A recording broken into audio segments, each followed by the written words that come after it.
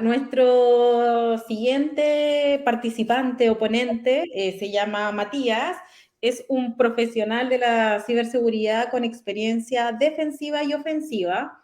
Ha realizado investigaciones de amenazas cibernéticas y actualmente se desempeña como pentester en Devil Rocks. Sí, Matías ha participado constantemente en competencias de CTF, así que conoce lo que es este rubro. Pero él participa en un equipo bastante conocido dentro de la industria, que es Control Z. Participa en grupo también y individual. Ya él se apasiona por el desarrollo de software y construcción de este mismo, utilizando las buenas prácticas a nivel de diseño y arquitectura. ¿Ya? Así que yo creo que vamos a dar paso a Matías y su charla Compilador Mental. Una guía para identificar vulnerabilidades cuando tenemos acceso al código fuente. Bienvenido, Matías. Hola, ¿qué tal? Buenas tardes, ¿me escuchan? ¿Todo bien? ¿Me confirman, por favor? Sí, Todo te muy bien. escuchamos bien. ¿Qué tal tu tarde, Vale. Matías? ¿Estás emocionado? ¿Estás nervioso? Sí, o sea, bueno, hoy día un poquito corto de tiempo, pero siempre es bueno compartir ahí conocimiento y estas instancias de poder, ¿no es cierto?, agrupar gente y a los que le apasiona este mundo de la ciberseguridad, así que contento, realmente. Pipe, ¿te parece que partamos al tiro ya que Matías está corto de tiempo? Sí, adelante, Matías. O sea, me refería a que andaba corriendo, pero Ah, ok, démosle. yo pensé que estabas así como, por favor, déjenme iniciar. No, me refería a que he estado todo el día así corriendo, pero ahora ya listo para hablar aquí de las cositas, ¿no es cierto?, que íbamos a mostrar. Ya pues, adelante. Ok. Em, mm, mm. Si alguien me puede confirmar que se está viendo en pantalla completa y todo eso, por favor. ¿Sí? ¿No? ¿Alguien me confirma? Todo bien. Vale, muchas gracias. Bueno, muchas gracias por la presentación. Mi nombre es Matías Cornejo. Básicamente hago las cositas que ellos han dicho. Mi idea quiero mostrarle un poco cómo analizar vulnerabilidades cuando tenemos acceso al código fuente. En el día de hoy, ¿no es cierto?, la temática de esta conferencia fue abordada a lo que son los CTF, los Capture the Flag, estos sesiones de entrenamiento, ¿no es cierto?, que preparan a la gente para un ámbito más profesional el día de mañana. Y en ocasiones nos dan acceso al código fuente de estos desafíos, generalmente en códigos web, móviles o lo que sea, quizás un binario o lo que venga. Y la gracia del día de hoy es en qué nos podemos fijar o dónde podemos focalizar nuestros esfuerzos para poder encontrar rápidamente estas vulnerabilidades. Entonces aquí un poco de mí, bueno, ya se ha nombrado, ¿cierto? Por lo cual voy a saltarme un poquito esta PPT. Y aquí un poquito de, a modo de algo un poquito más irrisorio, cuando vamos a analizar un código fuente o cuando queremos analizar una aplicación o tenemos, ¿no es cierto?, el source code, eh, fijémonos siempre de tener la última versión, ¿ya? Porque quizás vamos a estar analizando una versión que ya es antigua, que quizás ya está parchada, que quizás no es la que está desplegada, y puede que estemos encontrando vulnerabilidades que no son las que nosotros necesitamos reportar o las que necesitamos encontrar si es que estamos frente a algún desafío. Entonces, siempre fijarnos bien en qué versión estamos trabajando para no tener problemas. ¿Qué es lo que vamos a ver ahora? Básicamente, cómo analizar código, un poquito del OWASP y una demo intentando encontrar rápidamente cómo podemos identificar una vulnerabilidad en particular y que nos puede servir también para abstraer, ¿no es cierto?, y replicar estos mismos pasos para encontrar otro tipo de vulnerabilidades que están latentes hoy en día en el ciberespacio. Entonces, si queremos preguntarnos qué es lo que debemos analizar de un software, sobre todo que es un software que está desplegado, ¿no es cierto?, en producción, o es un aplicativo que nosotros tenemos que revisar, o es en una competencia SDF y hay una plataforma que nosotros debemos hacer la intrusión para conseguir la flag o lo que sea.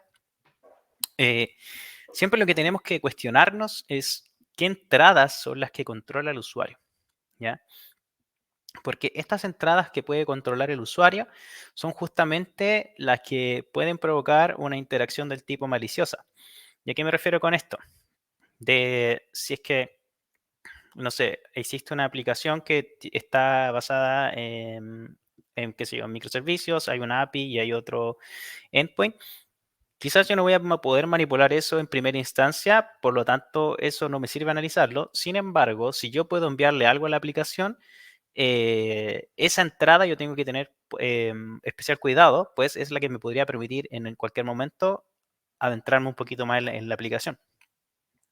Autorización. ¿Por qué autorización es tan importante? Porque de pronto hay recursos en la aplicación que tienen que estar protegidos con privilegios específicos, con roles específicos. Depende de cómo se estén modelando los permisos. Hay distintos tipos de autorizaciones basadas en roles, basada en privilegios específicos y demás, depende de cómo se modele, pero es un gran punto que debemos enfocarnos también, y ahí vienen conocidas vulnerabilidades como son los CIDR, ¿no es cierto?, que es por tener problemas de autorización. Autenticación. Existen rutas que no tengan una autenticación previa. Puedo acceder a algún recurso sin estar autenticado. Puedo acceder a alguna sección de la aplicación sin estar autenticado. Hay recursos que están de carácter público, sin embargo, deben ser completamente privados. Y por último, la arquitectura. ¿Cómo está construida esta aplicación? Es una aplicación monolítica donde está todo en el mismo lugar, donde si rompo algo quizás puedo tener control total del aplicativo. Es una arquitectura basada en, no sé, en eventos. Hay algún broker de mensajería, o es una arquitectura basada en microservicios con un API Gateway, donde si logro entrar a un microservicio no voy a tener quizás el control total del aplicativo. Todo esto son cosas que nos pueden ir ayudando a poder trazar y tener algunas hipótesis de cómo podemos vulnerar esta aplicación y poder adentrar un poco más. Y para ello existe un estándar, voy a decir, que es que tenemos que basarnos en el OWASP, ¿ya? El OWASP, para quienes no lo conozcan, es el Open Web Application Security Project.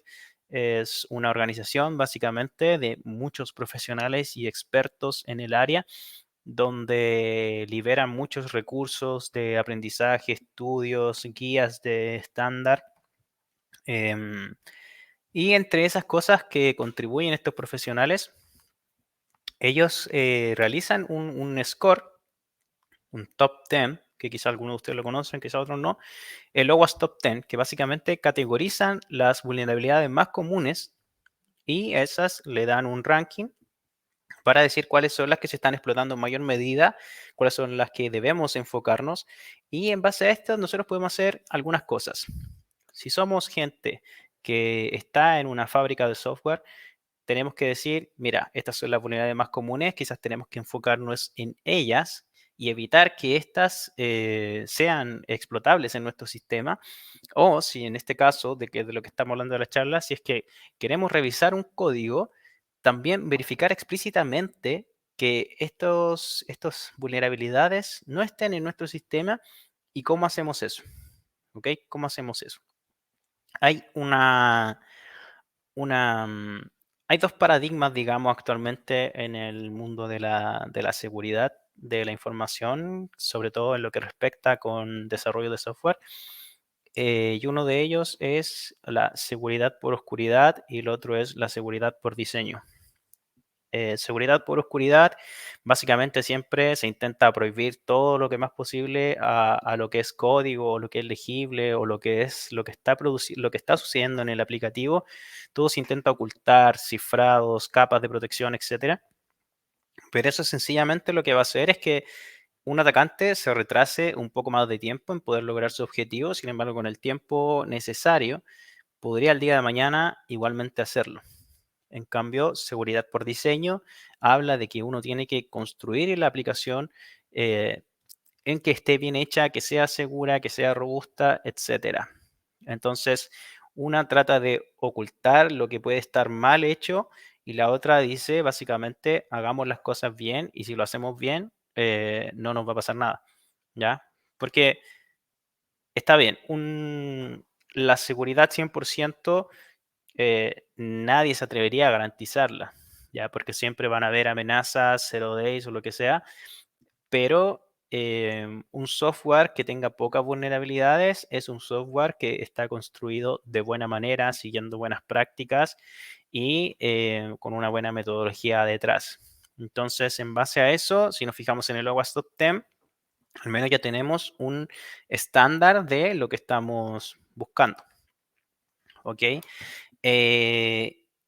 Y bueno, me solté una PPT, lo siento. Y ahora yo quisiera que hagamos una pequeña demo de cómo podemos identificar rápidamente una vulnerabilidad. ¿Ok? Entonces, si me permiten un minuto.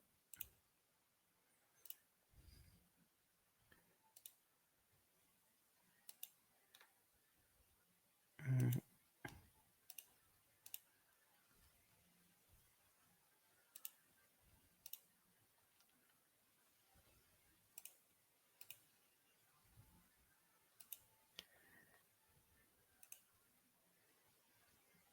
Luego creo que ya se está viendo, ¿o no?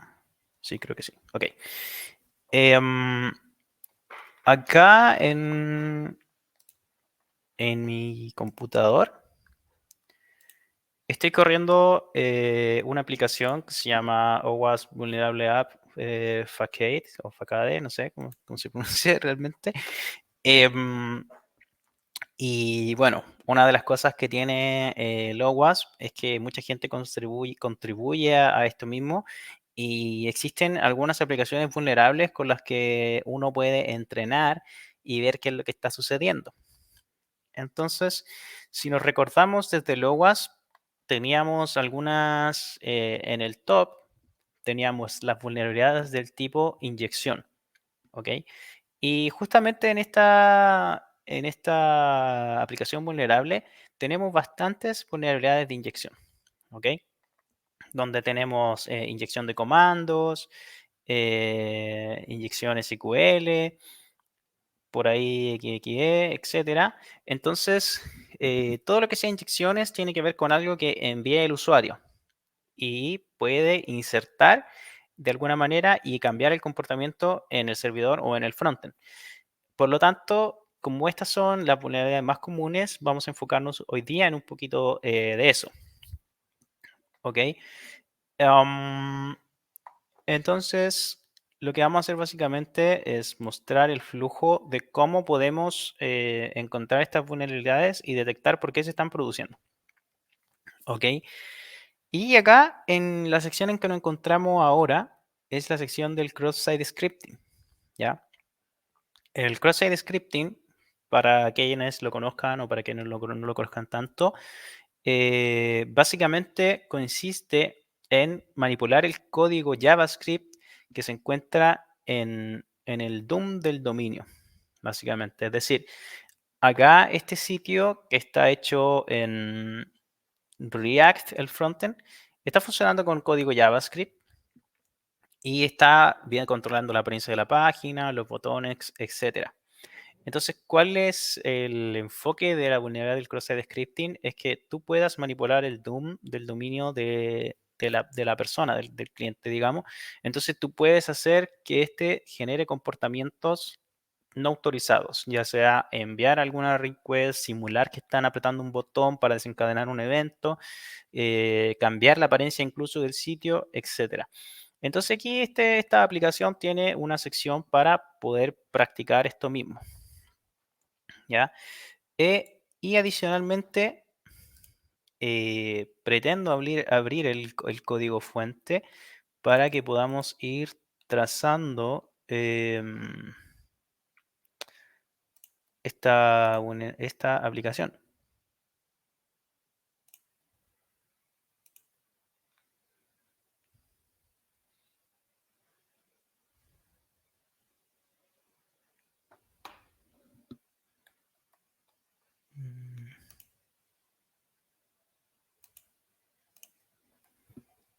Si me permiten un poquito.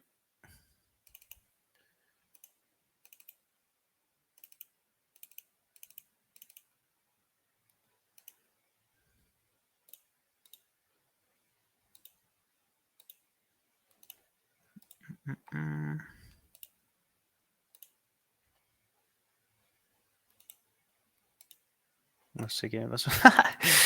Pero aquí las demos siempre fallan.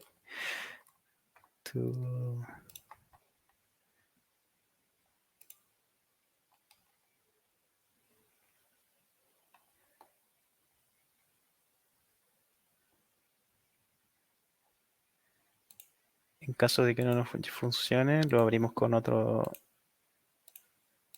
IDE y lo vemos de igual manera.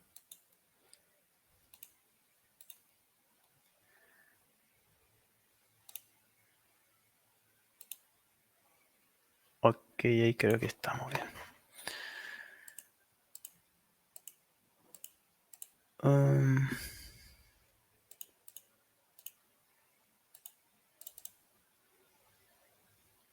Ok. Ya, acá tenemos una aplicación en Java, ¿no es cierto? Que viene siendo el backend, ¿verdad? Y tenemos una distribución, ¿verdad? De carpetas, que es la que nos dice cómo está separada la aplicación en distintas capas y demás. Y bueno, tenemos ahí una capa de controladores, ¿verdad? Una capa de servicios, que es la que está acá más abajo. Y podemos ahora entonces nosotros comenzar a analizar la aplicación, ¿ya? En este caso, y como funciona muchas veces en los CTF, digamos, o quizás cuando estamos haciendo alguna auditoría o lo que sea, nosotros tenemos una aplicación que queremos analizar que está completamente desplegada y también tenemos el código fuente, quizás como apoyo, donde queremos identificar la vulnerabilidad, ¿verdad? Entonces, es común, por ejemplo, si yo quiero ver si es que esta entrada, digamos, yo sé a priori que es vulnerable a cross-site scripting porque la aplicación me lo dice y es una aplicación de entrenamiento, pero si yo quisiera saber cómo poder trazarla rápidamente viendo el código fuente y además teniendo el despliegue, ¿no es cierto?, en producción, lo primero que quiero ver es probar un comportamiento normal. Entonces, acá vemos que tenemos un campo de texto y un submit. Entonces vamos a colocar aquí, vamos a colocar sombrero blanco y vamos a enviar. Y acá vemos cómo se realiza una solicitud. ¿Ok? Se hace una solicitud y obtenemos un response que es básicamente una etiqueta HTML con, le voy a hacer un poco de zoom porque no sé si ustedes lo logran ver. Entonces, de nuevo, hacemos una solicitud a la ruta que está ahí, donde se le entrega el valor que colocamos nosotros y se obtiene una respuesta con la palabra que tenemos entre medio de unas etiquetas div que para los que han programado alguna vez en HTML son unas etiquetas, ¿no es cierto?, en ese lenguaje que separan una sección de otra. Entonces, teniendo esto en cuenta, nosotros debemos buscar en el código fuente donde se está enviando y cuál es la ruta del XSS with HTML tag injection. Ok, nos vamos a nuestro proyecto que está acá en IntelliJ. Le voy a aumentar un poco la fuente.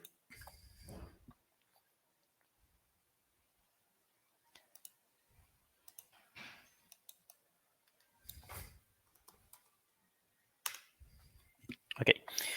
Y nos vamos a lo que les comentaba, revisar la distribución de la aplicación. Entonces, tenemos el source, tenemos un main. Y aquí tenemos la distribución de la aplicación.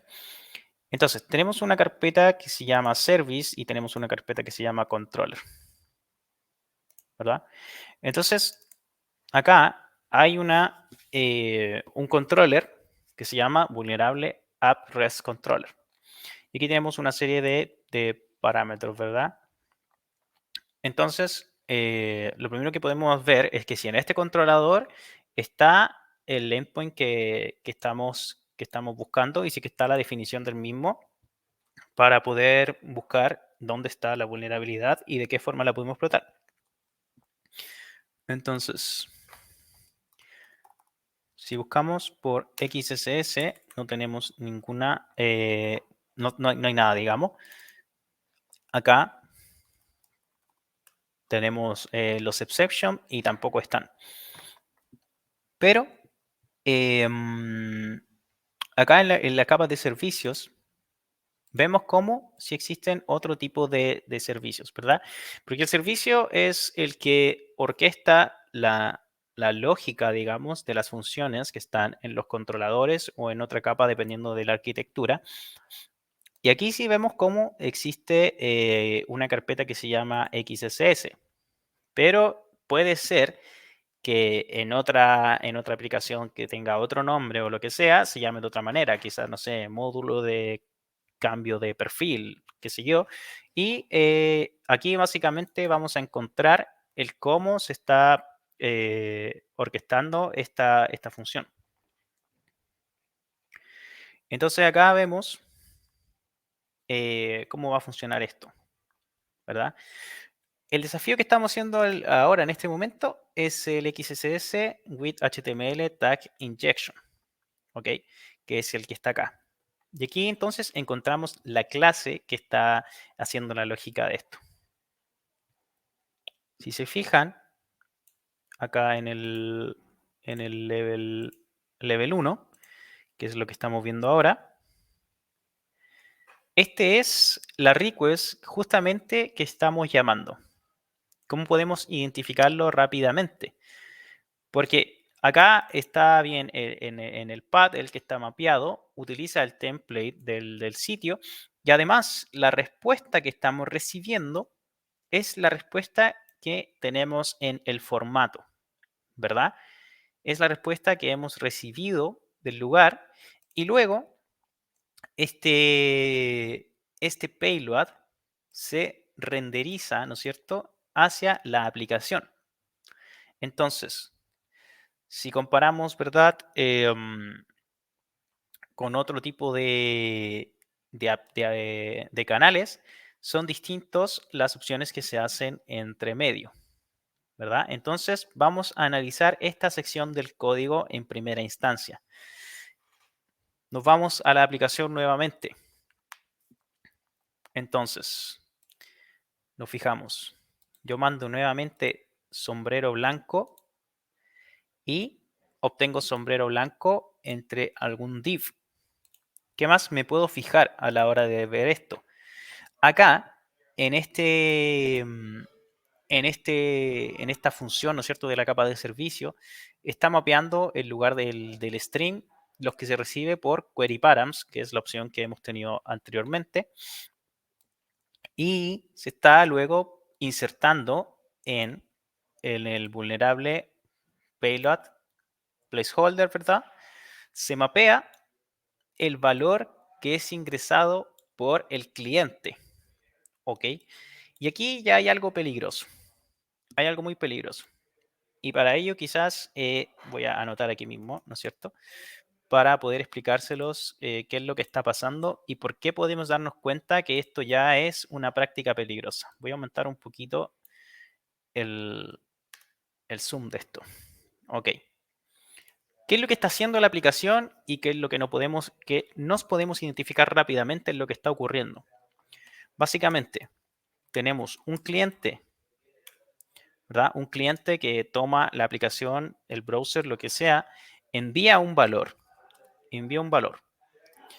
Este valor, la aplicación lo recibe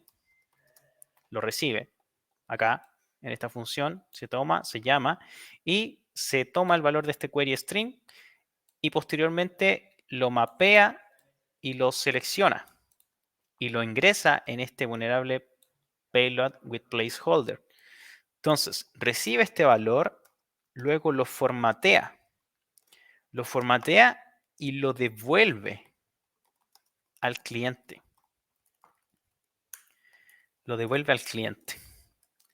Entonces, aquí ya hay algo peligroso, por así decirlo, y es que exactamente lo que yo recibo, lo devuelvo sin ningún tipo de control alguno.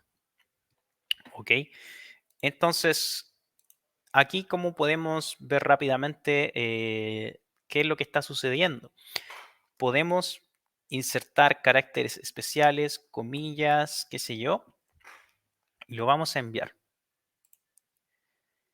Si se fijan, exactamente todos los caracteres que yo estoy enviando, los estoy recibiendo exactamente, ¿verdad? Exactamente como yo los ingreso. Y esto ya es un problema. ¿Por qué? Muchas veces quizás esta aplicación puede tener un renderizado automático, entonces quizás yo puedo sacarla de este contexto y verlos en otro lugar. Y acá, si inspeccionamos el código fuente, tenemos el div que hemos recibido de esta sección y también lo tenemos acá, que es que lo inserta en esta sección. Entonces ahora, teniendo en cuenta que los caracteres que yo ingreso son reflejados también en el sitio, yo puedo comenzar a cambiar el comportamiento en el DOM de lo que ve el cliente. Entonces quizás voy a, no sé, qué sé yo, poner un título y ya podemos ir ingresando nuestro propio contenido HTML en un sitio que no es nuestro, es de alguien, así de un cliente, de un desafío CTF, de lo que sea. Entonces, si se fijan, ya se puede comenzar a cambiar la apariencia del sitio. ¿Por qué? Porque esto se recibe y se devuelve sin ningún tipo de control. Entonces, podemos intentar hacer, bueno, la pista que nos da el desafío es que podemos hacer un ataque de cross-site scripting. Entonces, intentemos hacerlo simplemente añadiendo la etiqueta script alert 1 script. Lo mandamos y efectivamente ya tenemos ejecución de código JavaScript. ¿Y esto por qué? Porque no tenemos ningún control de la aplicación del dato que se está ingresando. Entonces, recuerdan que cuando les comenté la PPT, lo primero que les dije, hay que tener control sobre las entradas del usuario. Entonces, uno de estos problemas es que se puede ingresar un script alert, ¿verdad? O cualquier otro tipo, no sé, podemos ejecutar cualquier otro código JavaScript, no sé, si quisiéramos imprimir la pantalla, por ejemplo, que estas son cosas que son a modo de prueba de concepto, pero realmente si tú quieres darle un impacto real, puedes hacer un redirect, puedes cambiar la apariencia del sitio, etcétera. Entonces, ahora quiero que avancemos un poquito más de nivel y vamos viendo qué es la dificultad que se le está haciendo, pero vamos a ver que la vulnerabilidad va a persistir porque no está hecha con la solución final de cómo debiese prevenirse este tipo de ataque. ¿Ok? Entonces, ahora vamos al XSS nivel 2. Ya vimos que con un simple script print o alert podemos desencadenar un ataque, ¿verdad? Entonces podemos simplemente replicar el mismo y vamos a ver si funciona en el nivel 2 o no funciona en el nivel 2. Lo enviamos y ¿qué es lo que sucede? Que se elimina la primera comilla, o sea, boquita le voy a decir, no sé cómo se llama ese código, y por lo tanto deja de ser un código script válido. Entonces vamos a ir al código y vamos a ver por qué sigue siendo vulnerable y cómo podemos seguir identificándolo, ¿verdad? Aquí tenemos el código que corresponde al nivel 2, ¿verdad? Tenemos el código que corresponde al nivel 2, toma este valor, ¿verdad? Sigue siendo el valor de retorno. Si nos fijamos, sigue siendo entre medio de un div. Luego generamos nuevamente el campo y ahora aquí hay una validación de patrones, ¿verdad? ¿Qué es lo que dice básicamente?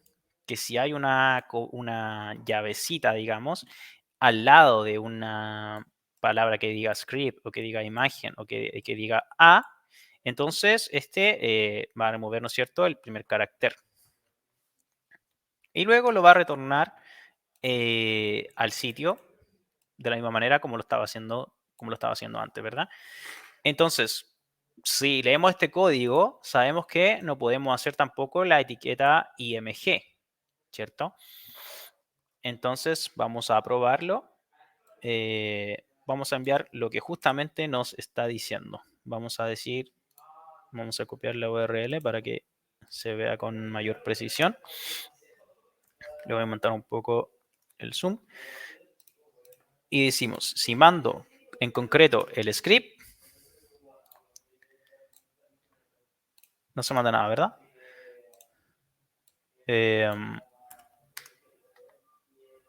Y si no, correcto. Si se manda en la etiqueta del script, se remueve, sí, ¿verdad? Se remueve. Entonces, básicamente lo que nos dice es que no podemos usar etiquetas que digan script o que digan imagen o que digan A.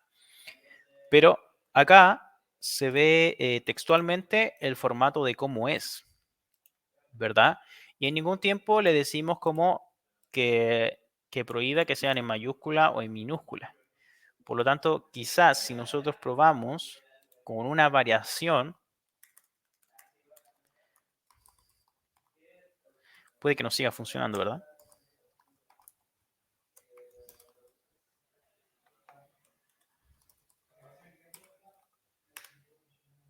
Y efectivamente, sí funciona. ¿Y por qué pasa esto? Tenemos una expresión regular que valida el comportamiento de la entrada del dato, pero esta expresión regular solamente funciona para cuando son caracteres en minúscula. Sin embargo, uno puede ingresar caracteres con mayúscula y este tipo de validación queda completamente obsoleta. Sigue siendo evadible y sigue siendo el código vulnerable. Entonces, ahí también sigue sin funcionar. Tenemos, si no me equivoco, un último nivel de esta aplicación, que es exactamente lo mismo. Sin embargo, lo único diferente es que no podemos usar un alert o un JavaScript, pero podemos hacer otro tipo de funciones. Entonces acá, sin haber probado la aplicación ahora, yo puedo leer el código y digo, ok, voy a ingresar un valor. Correcto. Si es que dice script o dice imagen o es un link, un vínculo, no me va a dejar. Pero adicionalmente, si ocupo un event handler, o sea, perdón, una función que se llame alert o invoco de alguna manera el tag JavaScript, tampoco me va a dejar. Entonces, teniendo esto en cuenta, podemos crear nuestro propio payload para probar también el ataque de cross-site scripting. ¿Y qué es lo que sabemos? Que podemos utilizar la etiqueta de script con mayúscula y lo único que nos dice es que no podemos usar el alert ni el JavaScript. Entonces, podemos simplemente utilizar algún otro tipo de función para evadir el comportamiento que este ya tiene. Entonces, teniendo en cuenta eso, volvamos al 100%. En nivel 3, vamos a enviar un payload que ya sabemos que no va a funcionar. Entonces, enviamos un script enviamos el script, enviamos el alert, y este código no debería funcionar. ¿Ven? Acá lo devuelve y el response absolutamente nada, porque identificó que tiene el texto script y también identificó que tiene el alert. Entonces no nos sirve. Sin embargo, si copiamos esto y lo colocamos acá para poder trabajar con mayor precisión, vamos a decir que este es un texto normal para aumentar el zoom de la pantalla. Y yo digo, y bueno, no puedo usar script en minúscula, pero quizás sí puedo usar script en mayúscula, que es lo que vimos delante, y puedo usar script en mayúscula. Entonces vamos a mandar esto y no se ve absolutamente nada, porque no es un código que se pueda reflejar, no se refleja en la imagen, pero sí en la lógica. Entonces, si fijan, sí tengo mi código de script ya disponible, pero no tengo, mi A no hace nada porque no es ninguna función. Entonces, ya logramos evadir el primer control, que es el del script, o de IMG, o de lo que sea. Y luego, ¿qué nos dice? Que no puedo utilizar la palabra alert o no puedo utilizar la palabra JavaScript. Sin embargo, hay un montón de otras formas de poder hacerlo, algo similar. Por ejemplo, si queremos hacer una especie de alert, porque es como con la mayoría de las veces se hacen las pruebas de concepto, qué sé yo, también podemos hacer un prompt. Y en este prompt podemos decir, no sé, sombrero blanco. Y en teoría ahora debiese funcionar porque no estamos usando script en minúscula, no estamos usando el código alert y estamos enviando caracteres entonces que no están bañados en la aplicación. Entonces si lo corremos, sombrero blanco. Y nuevamente tenemos nuestro control del DOM y volvemos a provocar nuestro ataque de JavaScript. Entonces, para cerrar un poco la idea, cuando tenemos el código fuente, basta con que nos concentremos en las entradas del usuario. Bueno, esta es una de las cosas que podríamos hacer, ¿verdad? Hay muchas más cosas. Por tema de tiempo no podemos hablar de todas, pero la entrada del usuario, ¿verdad? Es algo de lo más importante. Entonces, si traceamos la entrada del usuario, notamos que teníamos un nivel 1 donde no pasaba absolutamente nada. Todo se reflejaba. Entonces, aquí esta parte de código completamente vulnerable a ataques de cross-site scripting. Teníamos un nivel número 2, donde si había una regex que vería el patrón, pero solamente consideraba minúsculas. Entonces, si las pasamos a mayúscula, sigue siendo vulnerable. Y teníamos un nivel 3, donde tenía la misma validación anterior, solamente que ahora utilizaba una lista negra, por así decirlo, de que no podíamos usar alert ni JavaScript. Y si no usamos eso, sigue siendo vulnerable. Entonces la pregunta es, ¿cuándo deja de ser vulnerable? Y la respuesta es una, y la respuesta es, no puedo tener listas negras, porque las listas negras son fácilmente evadibles. No puedo hacer un regex que simplemente bloquee palabras específicas en minúscula, también debe proteger en mayúsculas, en variaciones de esta. Y más allá de eso, el correcto parche sería, si nosotros tenemos una aplicación que recibe un input, tengo un input, yo quiero que ese input quizás corresponda con un modelo de datos. Quizás la palabra es lo anterior, quizás solamente debía poseer caracteres de la A a la Z. Entonces, ¿por qué estoy permitiendo comillas? ¿Por qué puedo permitir símbolos? ¿Por qué puedo permitir este tipo de cosas? Entonces, esos bloqueados exactamente, inmediatamente. Y mayor aún, hacer esto también es un error, porque tendría que yo banear todas las funciones de JavaScript para evitar que me hagan un ataque de cross-site scripting. O sea, un alert no es lo más peligroso que se puede hacer con JavaScript. Llamar a la función o el tag JavaScript no es lo más peligroso que puedo hacer con JavaScript. Entonces, netamente realizar un baneo, digamos, de estas palabras sigue haciéndonos nosotros vulnerables. Y por último, aparte de tener un modelo de lo que debiésemos revisar, debemos pensar también dónde es vulnerable nuestra aplicación. Este backend está hecho en Java, no en JavaScript, en Java. Entonces, este backend no es vulnerable a ataques de cross-site scripting, por lo tanto, mi backend está a salvo. Sin embargo, cuando se va al frontend, el frontend sí es vulnerable, porque en el frontend sí hay un motor que renderiza y puede interpretar código JavaScript. Entonces, una de las cosas que muchas veces se hace es que, y que es la solución definitiva, por así decirlo, es escapar los caracteres en algo que se llama HTML Entities. ¿Ok? Que esa es la protección definitiva contra ataques de cross-site scripting. ¿Por qué? Porque el HTML Entities sabe que hay caracteres reservados para símbolos HTML, es decir, ya sea el de las comillas, comillas, ¿verdad? Que mencionaba, poquitas y demás. Entonces, ese carácter le asigna un valor que, no sé, puede ser numérico, generalmente con un... Bueno, creo que se los puedo mostrar inmediatamente, ¿no es cierto? HTML Entities.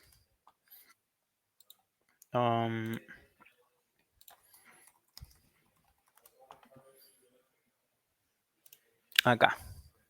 Si nos vamos a la documentación oficial de Mozilla, ¿verdad?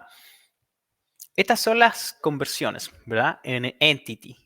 Entonces, cuando recibo una comilla, se va a entregar nuevamente al frontend como un ampersand lt punto y coma. Si recibo la otra, como un gt punto y coma. Entonces, cuando se vuelva a renderizar, si yo recargo acá, en el response, ok, spec source code, acá se puede ver que todavía tengo la comilla, perdón, las boquillas, que no se me olvida el nombre. Pero luego, si yo hago y escapo en HTML Entities, voy a ver este simbolito. Voy a ver ese símbolo. Voy a ver esto. Sin embargo, el motor sabe que eso es una comilla y se va a renderizar con ese símbolo. Y entonces, básicamente bloqueas la interpretación de código JavaScript, sin embargo, habilitas la visualización de que se siga viendo esa comilla. ¿Y esto por qué? Porque puede que la aplicación necesite esa comilla para realizar alguna comparación, para tenerla en el texto, pero la bloqueamos desde el motor.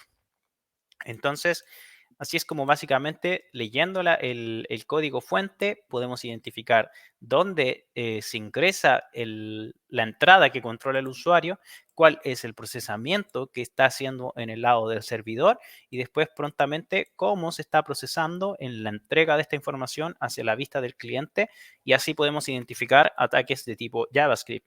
Ahora, ¿esto es solamente para este tipo de vulnerabilidades? Y la respuesta es no. Muchas veces ocurre esto con otro tipo, generalmente para todas las inyecciones, no sé, SQL. Supongamos que esto es un ataque de inyecciones SQL. Tenemos una entrada, vemos un patrón y luego realizamos la query. Entonces, ese patrón me protege de palabras reservadas, me protege de caracteres especiales de SQL. Sí, no, existe una variación que se puede hacer para poder explotar. Entonces, básicamente todos se transforman en lo mismo. Estoy comparando con una entrada de datos que tenga acorde con mi modelo de negocio, caracteres permitidos. Estoy realizando correctas validaciones antes de hacer un comportamiento o a ejecutar una acción en mi backend. Y en base a eso podemos ir haciendo una especie de checklist y ir verificando. Ahora, ya para ir cerrando, el OWASP, como bien dije, tiene un montón de cosas, pero también tiene algo que se llama la ASBS. ¿Ok? ¿Qué es la ASBS? Esta es la Application Security Verification Standard. Esto básicamente podríamos decir que es un librito, ¿no? Esto es un librito que se los quiero mostrar rápidamente. Este es un librito que te dice qué tipo de validaciones debe tener tu software dependiendo del tipo de aplicativo que estés construyendo. Si es un aplicativo para una empresa que es de carácter crítico, si es no tanto y demás, qué tipo de controles tienes que tener, pero por lo demás tiene estándar de qué cosas se debiesen hacer. Por ejemplo, Verify the use of the secure software development lifecycle, the data security in all stage development. Esto tiene que estar sí o sí en organizaciones level 2 y level 3 de software para organizaciones level 2 y level 3. En level 1 no, pero en level 2 y level 3 sí. No sé, si te vas a otra, Access Control Architecture. En aplicaciones de level 1, el Verify the Trusted Enforcement Points no tiene que estar habilitado, pero en aplicaciones de level 2 y level 3 sí. Entonces, si tú cumples también con esta guía al momento de construir tu software, al momento de verificar si que tu software es robusto o no, también vas a estar reduciendo, ¿no es cierto?, la posibilidad de sufrir unos cuantos tipos de ataque.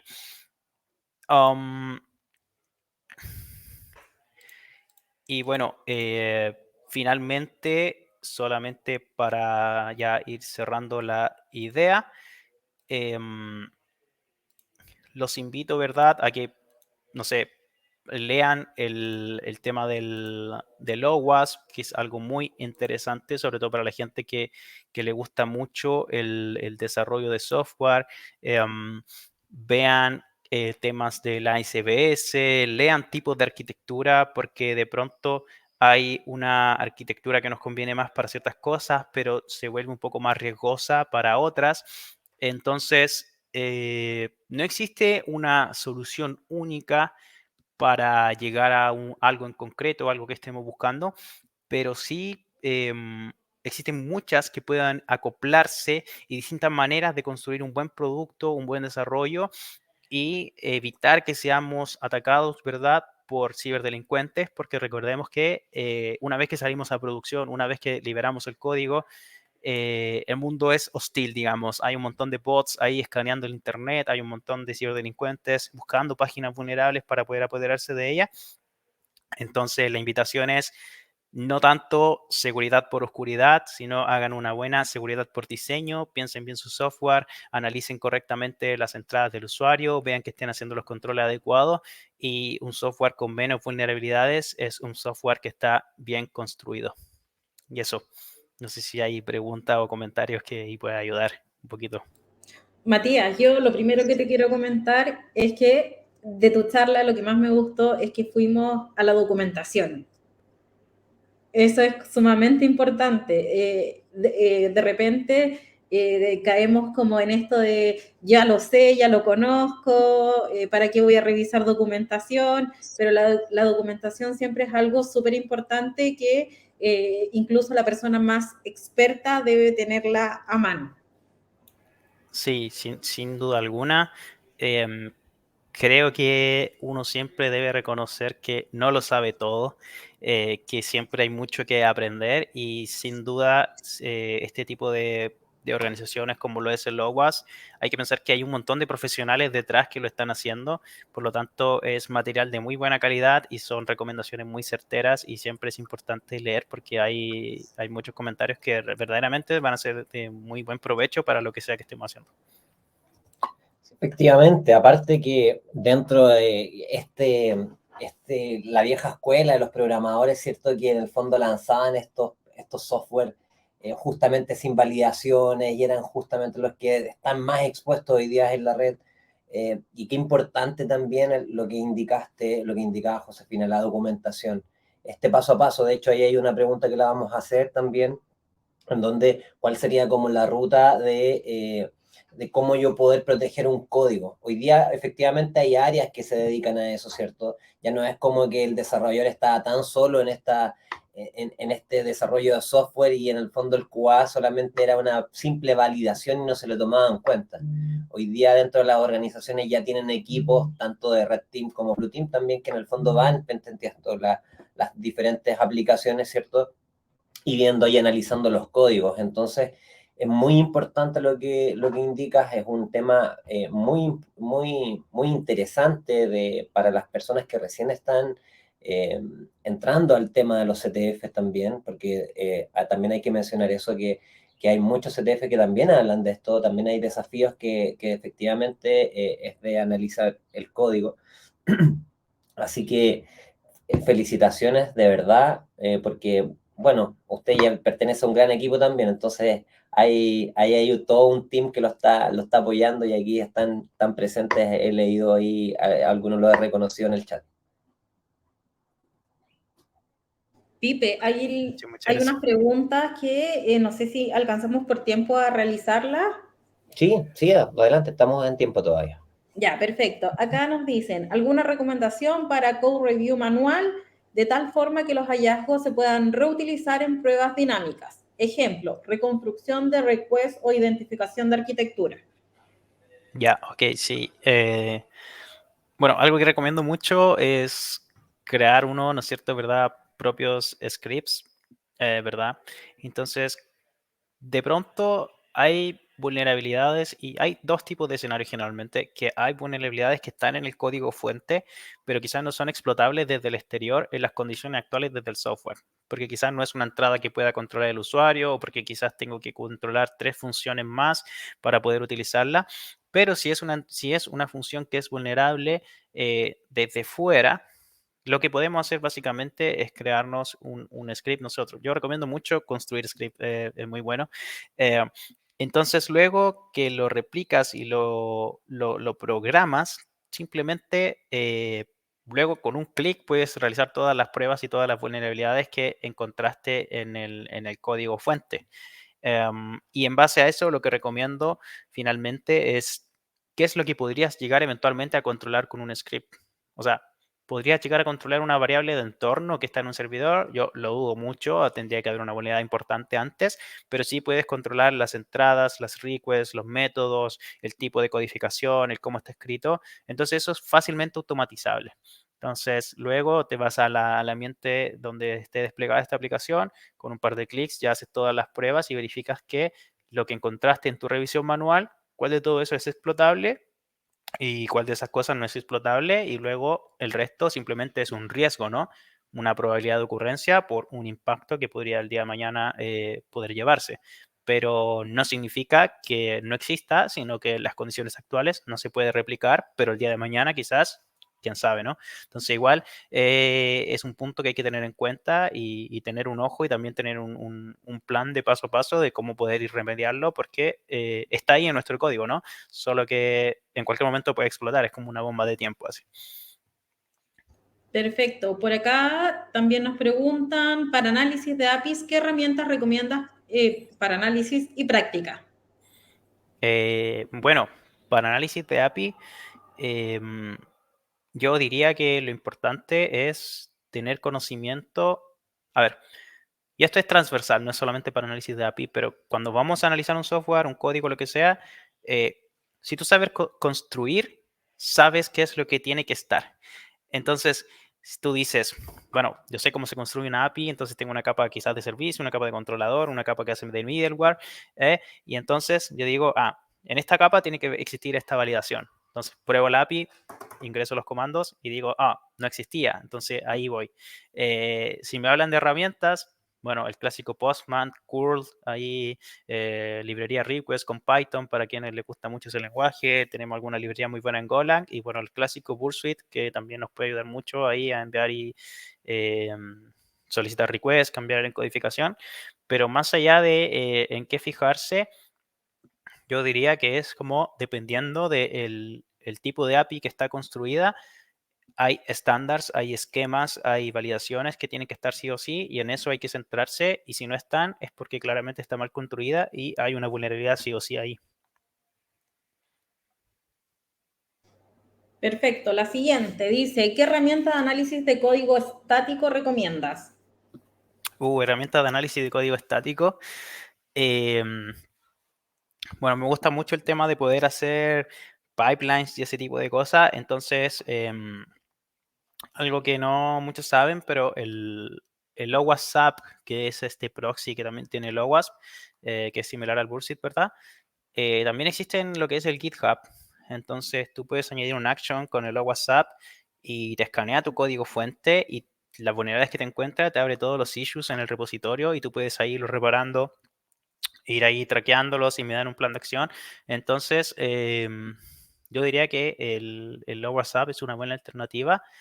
Y también creo que hay una de GitHub que se llama CodeQL, si no me equivoco, que tú puedes analizar Java, Python, JavaScript, creo.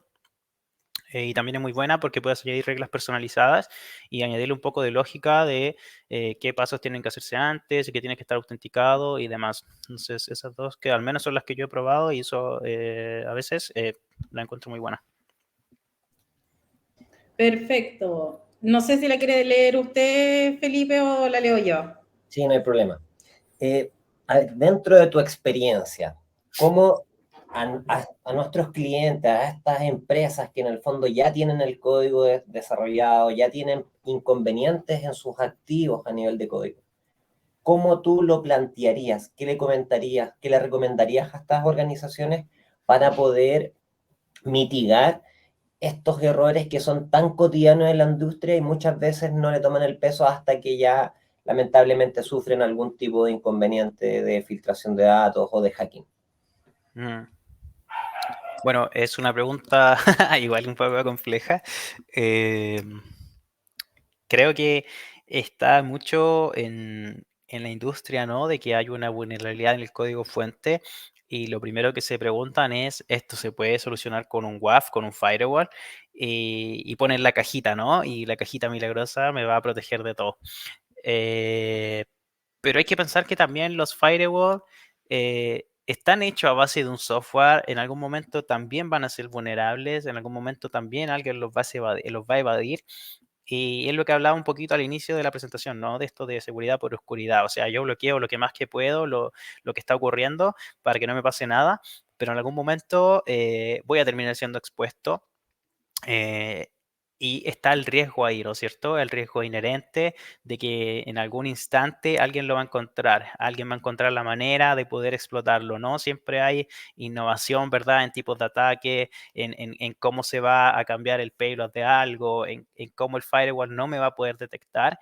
Entonces, finalmente va a servir por un tiempo el firewall, sin duda alguna, pero luego de un tiempo te van a hackear sí o sí, digamos, así solo es cuestión de tiempo. Sin embargo, si ya haces un plan de acción, si tomas ese riesgo en consideración, si empiezas a corregirlo, mientras no es vulnerable, porque es cierto, hay una parte de código que no es vulnerable, pero que sabemos que tiene ahí un problema, si empiezas a corregirlo, sin duda alguna te puede evitar el mal rato y una, no sé, pérdida en la operación, ¿no es cierto?, para la empresa, qué sé yo, tipo de muchas cosas que de pronto a empresas, no sé, gigantescas, quizás no les puede pasar nada, pero empresas medianas, un poco más pequeñas, incluso puede significar la pérdida y la quiebra porque no tienen cómo reponerse de tales horas del paro de la operación, ¿no?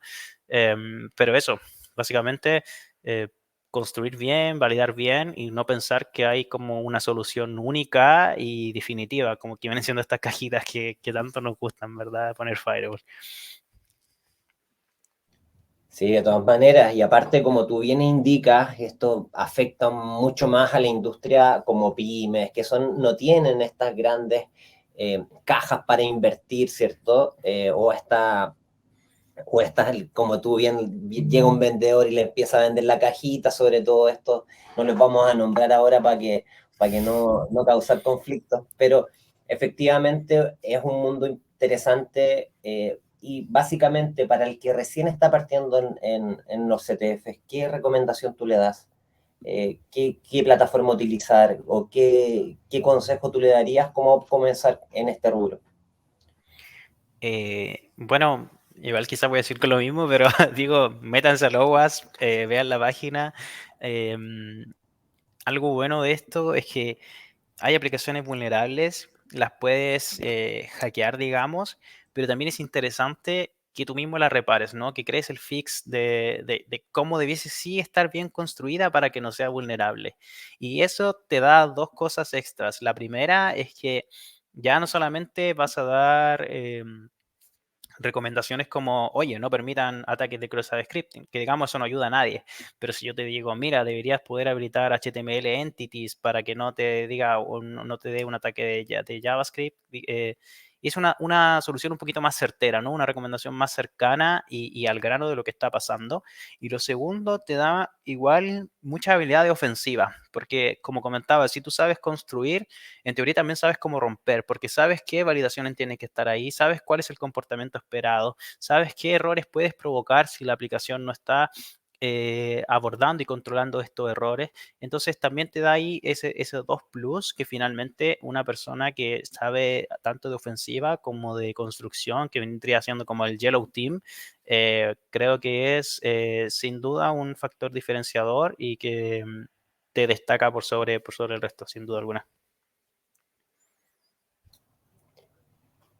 Bueno, Matías, qué gran charla de verdad. Aparte, tenemos que reconocer tu tiempo. Yo sé que ahí estás corriendo para estar presente. Nosotros valoramos mucho tu presencia. Queremos efectivamente mostrar, tú bien eres conocido en el rubro, pero también damos la oportunidad a poder visibilizar junto con Sombrero Blanco estas conferencias durante año a año. Así que te agradecemos de verdad, todo muy bien explicado, todo muy bien claro. Efectivamente te apoyaste de documentación, que en el fondo es lo recomendable. Así que, de verdad, por mi parte, agradecerte básicamente por estar presente hoy en día. Bueno, no, muchas gracias a ustedes por la invitación y espero tengan una muy buena tarde.